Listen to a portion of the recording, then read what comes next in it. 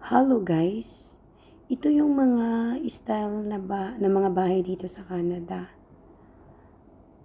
Ito yung mga single detached, semi-detached, may mga condo, may mga townhouses. Dito sa Canada, kapag fulipid mo na yung bahay mo, ang sarap sa pakiramdam. Wow! Dahil wala ka na masyadong iisipin. Kalaki yung babayaran mo, makaluwang-luwang ka na. Kasi ang property tax is hindi din lifetime. Pwede din daw ma-exempt sa paying property tax sa mga disabled or senior.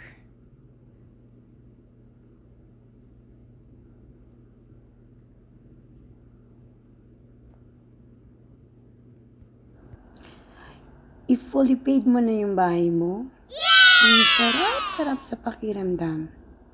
Kasi, if senior ka na rin, di ma-exempt ka na sa property tax, so wala ka na masyadong iisipin. Maintenance na lang, water and electricity bills, food expenses.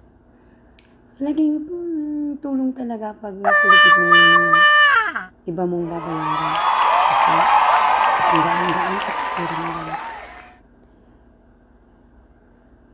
At pag tumanda ka na,